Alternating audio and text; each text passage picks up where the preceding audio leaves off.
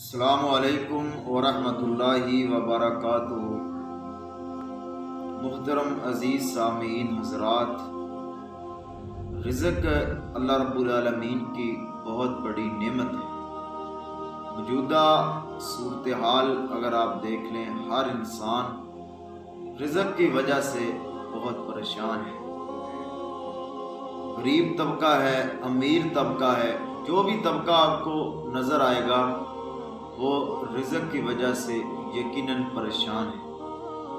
آخرکار ایسی کیا صورتحال ہے، کون سا ایسا عمل ہے جو کرنے سے انسان کا رزق اللہ رب العالمین وسیع کر دے اور انسان کی پریشانی اللہ رب العالمین ختم کر دے؟ تو ایک چھوٹا سا اور مختصر ترین وظیفہ جو نبی علیہ الصلوۃ والسلام نے بیان کیا ہے، اگر ہر مسلمان اس وظیفے پر پابندی کر لے تو اللہ پاک ہر انسان کا رزق وافر کر دے۔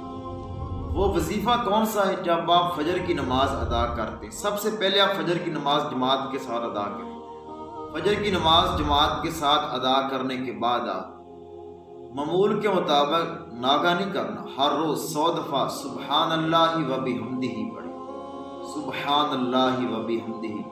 اس وظیفے کے اندر اللہ رب العالمین نے بہت بڑی طاقت رکھی ہے، بہت بڑی طاقت ہے اس وظیفے کے اندر۔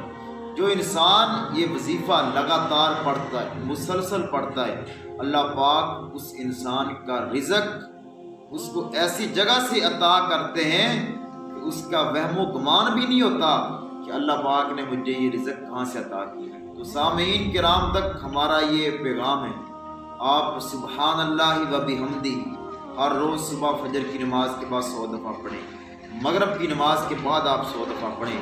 نبی علیہ الصلوۃ والسلام نے فرمایا، اگر کسی انسان کے گناہ سمندر کی جاگ کے برابر بھی ہوں، اگر وہ انسان سبحان اللہ و بحمدہ 100 دفعہ پڑھ لے گا تو اللہ پاک اس انسان کے گناہوں کو ختم کر دے گا۔